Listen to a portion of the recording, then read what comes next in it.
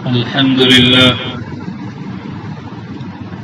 لله رب العالمين والصلاة والسلام على رسوله الكريم.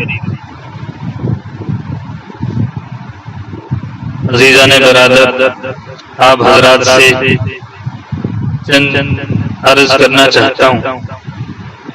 اس وقت ملک کے حالات بہت نازک چل رہے ہیں، لیکن ان حالات کے ساتھ ہمیں کیا کرنا ہے اس سے متعلق چند باتیں میں عرض کرنا چاہتا ہوں.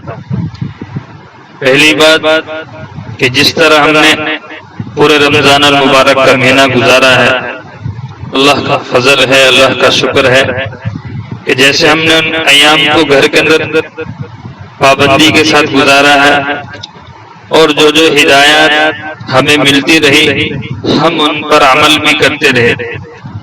اس کے ساتھ ساتھ جیسے ہدایات دارالعلوم دیوبند سے ہمارے پاس آتے رہے اور پہنچتے رہے، ہم عمل کرتے رہے اور وہ ہدایات ہمارے سامنے ہیں. اس میں سے نماز سے متعلق بھی ہے کہ مسجدوں کے اندر نماز 4-5 آدمی پڑھ سکتے ہیں، اس کو بھی ہمیں ماننا چاہیے، سب ہمارے فائدے کے لیے ہے.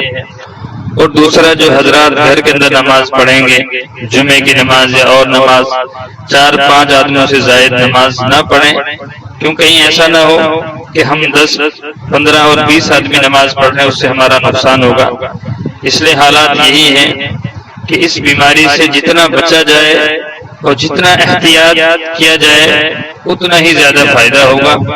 لیکن ڈاکٹروں کی طرف سے جو ہدایات ہے کہ زیادہ سے زیادہ بچنے کی کوشش کرے اور اپنے گھروں میں رہیں. آپ نے جمعے سے متعلق آس پاس کے مفتیان اکرام سے معلوم کیا ہوگا اور معلوم کرتے بھی چلے آ رہے ہیں کہ اب مسئلہ جمعے کا ہے تو ہم جمعہ کس طرح ہم پڑھیں. اس لیے جو ہے کم سے کم جو شرائط جمعے کے ہیں کم سے کم 3 آدمی 4 آدمی موجود ہو اور اتنا حصہ ہو، کم سے کم مثال کے طور پہ گھر میں ایک بیٹھک ہے اور باہر کے سارے آدمی اس بیٹھک کے اندر آ سکتے ہیں اور وہ دروازہ کھلا ہو. اور جو ہے مان لو اگر آدمی زیادہ آ رہے ہیں لیکن ہمارے سامنے یہ مجبوری ہے حکومت کی طرف سے، ہم ان آدمی کو روک سکتے ہیں مجبوری کی بنا پر. ایسی کوئی بیٹھک ہو تو اس کے اندر جو ہے جمعہ ادا ہو جائے گا. اس لیے آپ حضرات کے سامنے مختصر خطبہ پیش کرتا ہوں. نحمده ونستعينه ونستغفره ونعوذ بالله من شرور أنفسنا ومن سيئات أعمالنا، وأشهد أن لا إله إلا الله وحده لا شريك له، وأشهد أن محمدا عبده ورسوله. أما بعد، فأعوذ بالله من الشيطان الرجيم. بسم الله الرحمن الرحيم. قل هو الله أحد الله الصمد لم يلد ولم يولد ولم يكن له كفوا أحد. صدق الله العظيم. دوسرا خطبہ.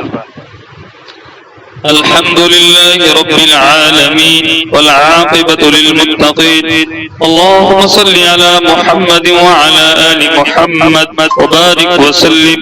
اللهم ارفع علينا البلاء والوباء.